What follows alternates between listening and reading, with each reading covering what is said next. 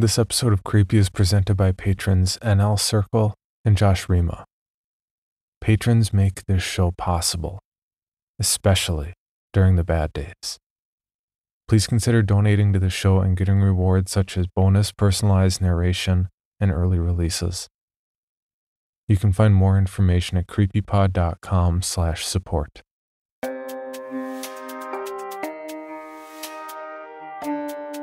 This is Creepy, a podcast dedicated to sharing the most famous, chilling, and disturbing creepypastas and urban legends in the world. Whether these stories truly happened or are simply fabrications is for you to decide.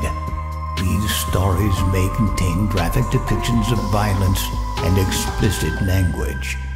Listener discretion is advised.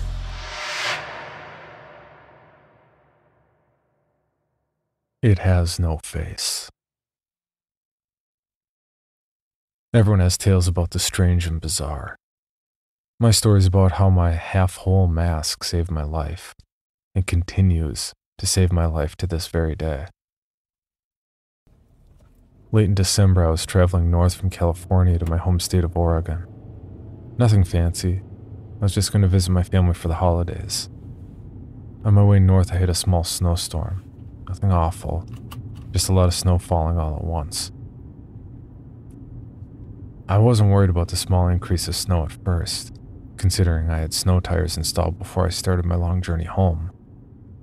I did, however, get a little hesitant to drive when the snow started to really come down. The large amount of falling snow, coupled with a large amount already littering the ground as I traveled higher into the mountains, caused me to consider finding a place to stay for the night. I figured I could get some sleep while the storm passed over. That, and the fact that I could give my car's heater a break before it would decide to burst into flames, or worse, just stop working altogether. I scanned as much of the landscape as I could, but there were no buildings in the immediate area. The only other option I had for my predicament was to keep driving and hope there was a town or exit nearby that I could take in order to escape from the storm. I must have been driving for at least an hour before I saw a sign up ahead indicating how far the closest city was. My heart sank a little when I read 162 miles as it flew by my windshield and vanished into the snowy night. At this point, the snow was beating against my windshield, and I knew I wasn't going to last 162 minutes, let alone 162 miles. The digital clock on my radio read 1:21 a.m., and I decided that the next turnoff I saw I would take and hope that I could find a neighborhood that will produce some result in my current endeavor. My thought process was either freeze to death in my car or stay the night at some random person's house. Weighing the two options in my head, I picked the only thing a sane person would pick and go with the house. Another 30 minutes flew by, and still no luck finding a place to pull off. Just when I was starting to lose hope, I saw a turnoff in the distance. A small shape started to make its way closer to my headlights, and on further inspection, it was revealed to me that there were two wooden poles, possibly belonged to a fence. When I turned onto the road between the two wooden poles, the ground beneath me felt rocky and rough, like I was traveling on gravel. I didn't drive for too long before I started to see a small cabin creep into my field of view. The lights in the cabin were off, but the place seemed to be in good shape. I parked my car under a tall, wild-looking tree that took residence in the cabin's front lawn. Getting out of my car, I immediately grabbed my extra jacket and put it on, pulling the half-whole mask I wore around my neck up and over my ears to keep the heat around my face. I put my cap on and trudged up to the cabin after pulling my cap snug on my head. As I traveled through the cold, windy night up to what I felt was my salvation, I immediately regretted not getting any gloves for my hands. Despite the irritation I had with my hands, my face, and the rest of my body were comfortably warm, so I didn't have much room to complain. I stuffed my frozen hands deep in my pockets and continued my journey across the cabin's lawn. As I made my way to the door, I noticed something odd. There was no indication of life anywhere. There wasn't even a car in the front yard. Taking my right hand out of my pocket, I knocked 3 times, waiting patiently before saying, "Hello? Is anyone in there? I'm sorry to bother you so late at night, but I need a place to stay for a few hours." Nothing answered my plea for help, so I knocked 3 more times on the door, hitting my knuckles harder against the aged wood of the entrance. "Hello?" I said again a little louder before continuing with, "I'm not here to rob you or anything. I just need a place to stay for the rest of the night. I promise I'll be gone by sunrise." As I finished my sentence, I touched the ornate metal door handle. Noticing that the door seemed to be unlocked, I said in a loud voice, "I'm coming in now. If there's anybody in there, let me know now, please." I pressed the metal lever down, finding it a bit odd that the door was unlocked, and opened the door with little resistance on the other end, closing it behind me with about the same resistance despite the fact that the door looked really old. Looking around the area, I noticed the cabin had 5 rooms. The living room, which was the biggest room, a small kitchen, an even smaller washroom, and what I assumed were 2 small bedrooms in the back. No lights were on inside the cozy cabin, making it almost pitch dark, if my eyes weren't already adjusted to the darkness from outside. I decided the best thing to do would be to search for a light switch, so I took out my phone and turned on my flashlight app to scan the walls. My scan produced no results, however, and at the risk of losing precious battery power on my phone, I decided the best option would be to turn off the light and put my phone on airplane mode. Before turning off my light, I studied the paintings hanging on the wall that I glossed over in the initial scan. Each painting that crossed my sight was just typical landscapes or harbors, things like that. There was a painting that looked like a fox or something like that. But other than that, it was just typical paintings you would see hanging on walls around an elderly person's home. There was a painting, however, that caught my attention. The painting was small and consisted of what looked like 2 adults, a mother and father, a teenage girl, and a small child. The family captured in the painting were wearing what looked like Victorian-era clothing. I'm only guessing about the clothes. I mean, it could have been 1800s or the early 20th century. The point is that the clothing was very ornate and regal. There was something really disturbing about the image in the painting, though. The faces of each member of the family looked like they were smoothed over with clay. It's kind of hard to describe it, but the 3 family members looked like they had no facial features. By no facial features, I mean instead of the normal facial features you and I have, the 3 people in the painting had grooves of smooth flesh where normally you have an eye, nose, or mouth. The only person in the painting that didn't possess a blank face was the teenage girl, which had normal facial features for a teenage girl. In fact, she was quite breathtaking. I pulled myself away from the painting to take a glance at my phone for the time. My phone indicated that it was past 2 in the morning, so I decided to go to the back room and check to see if it was occupied. To my relief, the room was vacant. Besides a medium-sized bed, ornate dresser, and nightstand, there wasn't much to go by. The walls were blank besides more sappy paintings to give a little more atmosphere. Although there was no indication of a heating system besides a chimney, the rooms were bearable enough that I figured I could just bundle up in my clothes under the covers in order to stay warm. I was only going to be there for a few hours anyway, so there wasn't much point in starting a fire.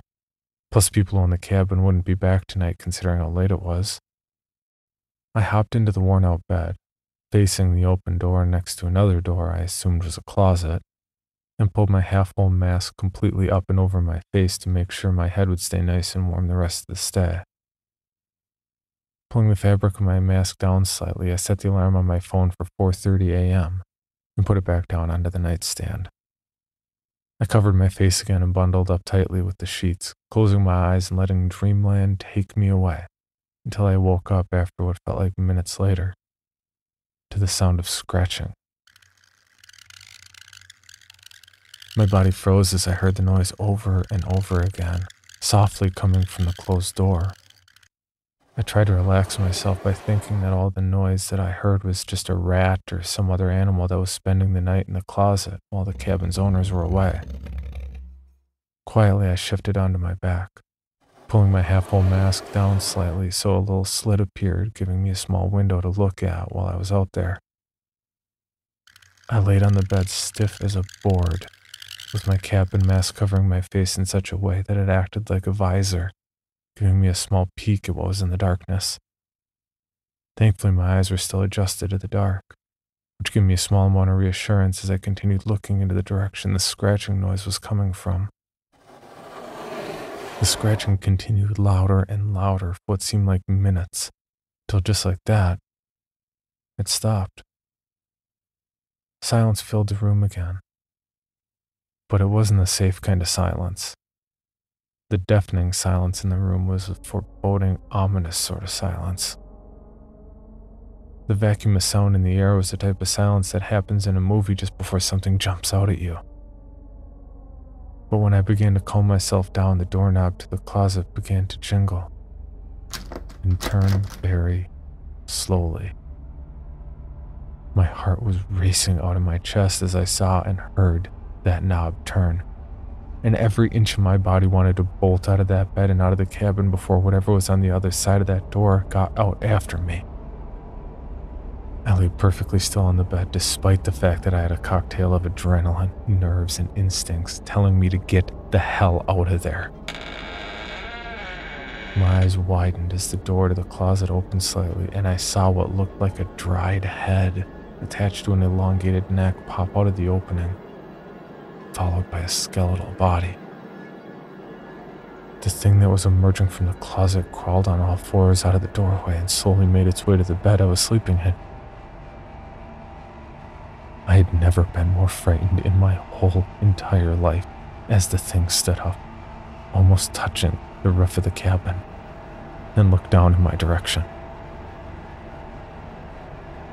The creature stood there studying me as I peeked through the thin slit of my mask, pure terror swirling around in my mind as I glanced up at the body of the creature. Looking at the creature's skeletal face, I noticed that it had no eyes in its eye sockets, which led me to believe it couldn't see me even though I could see it. Just when the idea of it not being able to see me started to give me a little comfort, the creature began to speak. Strange. The creature whispered softly as it continued to watch me, and then began to speak again. It has no fear of me. The creature continued to say in a hoarse tone as it began to breathe loudly, continuing to look at me and gripping down on the edge of my bed. Feeling the creature's bony hand touch the edge of my bed caused my brain to go into complete panic mode. The only thing that stopped me from jumping up was the thought that maybe the creature believed I was dead or asleep and wouldn't attack. How can it not fear? How can it not fear me? The thing said through clenched teeth before loudly gasping and suddenly pulling back with its mouth open in an expression that seemed like fear. It has no face. The creature said again, but this time louder than before and slightly more threatening. It has no face! The creature shouted as it backed off further away from the bed. I heard the thing breathing loudly and quickly before calming down and slowly returning to the side of the bed. Leaning over me slowly, the creature continued to look at me before softly beginning to breathe on my face. I could smell its foul breath even through my mask. The smell was so powerful that it took all my strength not to gag as reflex to the awful stench. In my mind, I made the choice to keep motionless and not do or say anything that could compromise whatever illusion I was giving the thing that was currently studying me. The creature breathed on me again softly. The stench I smelled from its breath could only be described as pure death, which only strengthened my resolve to stay perfectly motionless. Strange. The thing whispered at me again, leaning in close to me to the point where I could see and smell its decaying flesh. The creature slowly reached for me, its hand slowly moving towards my face. With every inch that decaying hand moved, I couldn't help but feel my situation becoming more and more dire. I thought that this was it for me. The creature would kill me tonight, or take me away and torture me, then kill me, and no one would know what happened to me. No one would find my body out here. No one would know my story. I could feel tears start to swell up in my eyes as I thought of everyone I ever loved being yanked away from me in this one moment. No face. No face. No face. The creature softly chanted as its hands crept ever closer to my face. I could hear the anguish in the creature's voice as it continued chanting over and over as it reached for me. As the creature's long, bony hand crept only centimeters away from my face, I braced myself for the worst, making the last thoughts I would ever have about the person who I loved. Just as I thought my life was all over, a sudden loud noise erupted from the room, filling the ear closest to the nightstand with a flood of beeps, causing the creature to scream and jump back. As the noise continued, the creature threw itself back against the wall, shrieking uncontrollably in terror as it stumbled towards the closet. I was dumbstruck for a second before the thought came to me that I'd set my alarm for 4:30 a.m. It must have been the source of the noise. I jumped out of the bed, grabbing my phone and pointing the lit-up screen at the monster as the alarm continued to ring loudly. The loud ringing caused the monster to shriek even more in confusion and terror as it retreated quicker as I approached. Seeing my chance, I activated my phone's flashlight and put it on strobe in order to disorient the monster further. No face. No face. No face. The creature shrieked at me as it withdrew to the safety of my closet. I continued to shine my light on the creature, and for added effect, I started playing loud music as I continued to jab my phone in the monster's direction like a lion tamer. The thing threw itself into the dark recesses of the closet, and I shoved the door back, locking it after I slammed it closed. The shrieks coming from the monster started to get fainter and fainter, like it was retreating deeper into the house. No face. No face. It has no face. I could hear the creature yell out as it got further and further away. After hearing the last retreating words of the thing that terrified me the whole night, I bolted from the cabin at breakneck speed, jumping into my car and floored it off the gravel road. I was shaking all over as I drove, and when I pulled my half-full mask further down, my exposed skin was as white as the snow that littered the ground. I was so frightened by the whole experience. As soon as I pulled up into the first town I saw, I parked my car and began to sob uncontrollably for a while. The experience that I'd just been through would scar me for life. But as I wept in my car in the parking lot of a 7-Eleven, I couldn't help but start to laugh a little, in between my fits of crying. I got through my ordeal without so much as a scratch on me. Besides my mental scars, I was fine. I was alive, and I didn't have to worry anymore. After I finished my whole episode of crying and laughing like an insane person, I entered the store sniffling and wiping away the rest of my tears. As I continued into the store, the cashier looked up at me and traced my direction with his eyes before continuing with what he was doing. The store was mostly empty, besides an elderly couple. I was the only customer in there. Have a rough night? The cashier said with one eyebrow cocked up while he scanned my items. You have no idea, I said, looking out the window at the sunny winter day. Noticed you seemed a little bit upset when you came in. What happened? Did you get dumped or something?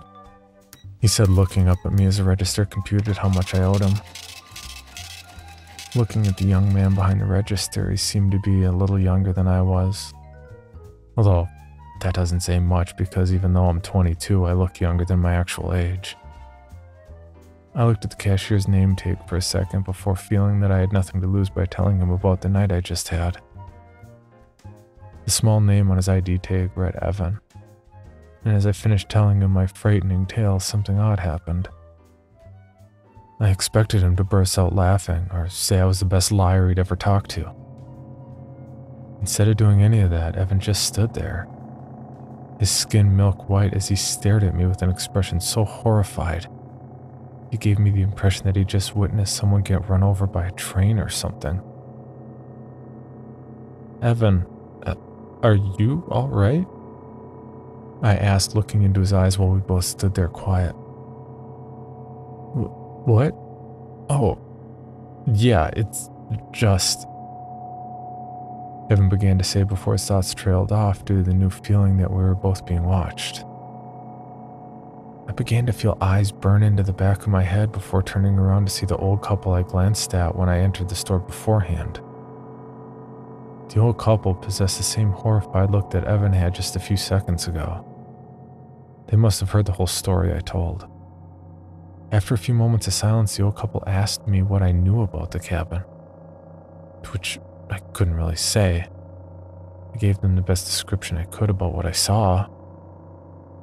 The couple proceeded to tell me about the cabin, how long it's been there, and that it was haunted by a presence so terrifying. The place was condemned and left to rot away after so many people disappeared there. They told me that no one who ever stayed in that cabin has ever been seen alive again.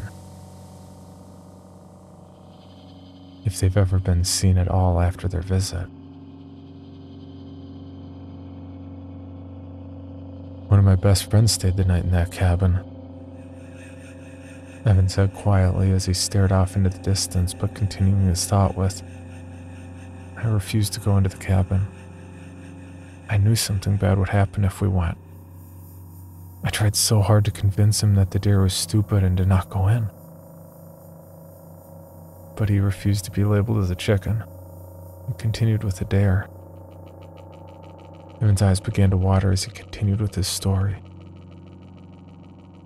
I never saw him again after that night. I kept calling his house, but his parents still couldn't find him.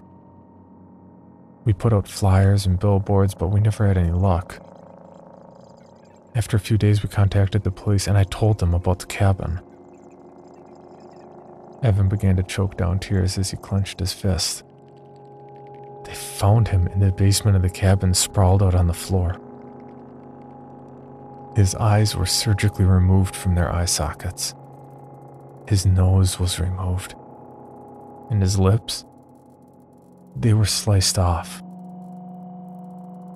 When they found him, he was naked, with an incision from the bottom of his rib cage to his pelvis down the middle of his body. All of his internal organs were extracted from his body. Just to add insult to injury, his genitals were sliced clean off. He was put in Victorian-era clothing, and there were 3 other bodies in a similar state to him. But you want to know the worst part of it all? When the police did an autopsy on the body, they found that he was still alive during the whole process. Evan winced as he remembered the whole gruesome sight and said, They never found who or what did it.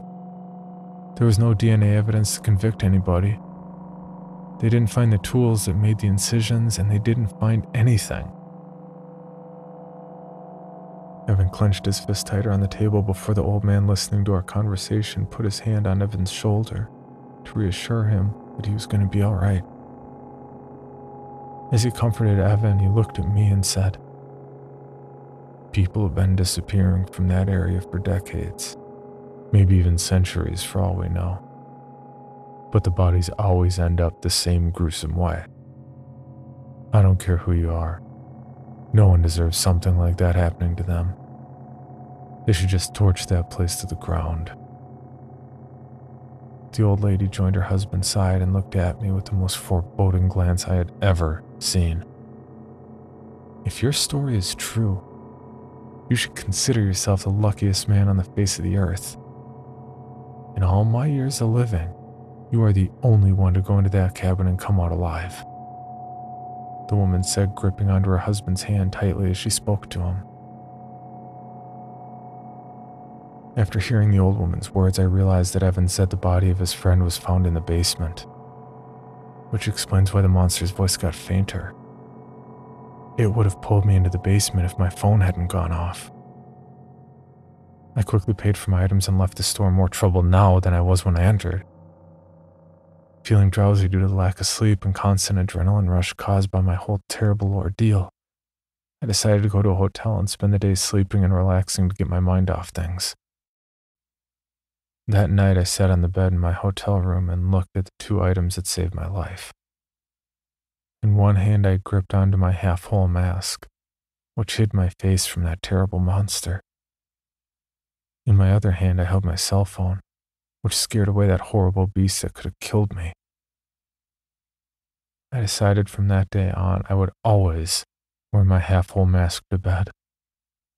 It saved my life. That's the least I can do for it. The recent brush with death I just experienced had taught me that life is too precious to waste. So I decided to ask my best friend Samantha out on a date, and things worked out perfectly. Samantha and I were together for 2 years before I recently asked for her hand in marriage. When she said yes, part of me will never forget that awful night, and because of it, not only have I been wearing my half-whole mask to bed every night since then, but I've also made it a priority not to live in any type of house that has a basement. And as an added safety measure, I started locking every door before going to bed. It's a pain, but you can never be too careful. Despite these crazy precautions, Samantha has accepted my little quirks and has continued to be supportive as we continue our journey through life together. I couldn't be happier with the way things turned out in my life, and I'm so lucky to be with Samantha. Everything's perfect. There's just one thing that bothers me. I think that I might just have to blame my imagination. But sometimes when I wake up at night, when it's really quiet, sometimes I'll hear soft scratching noises. Also, and I think it's just paranoia, but I swear, sometimes I hear something whisper, No face. It has no face. from inside my closet. For more information, including pictures and videos of the stories told on this podcast, or to suggest stories for future episodes, please visit us at CreepyPod on Twitter, Instagram, and Facebook, or email us at creepypod@gmail.com. All stories told on this podcast can be found at creepypastawikia.com and are protected by a Creative Commons license. Some rights reserved unless otherwise stated.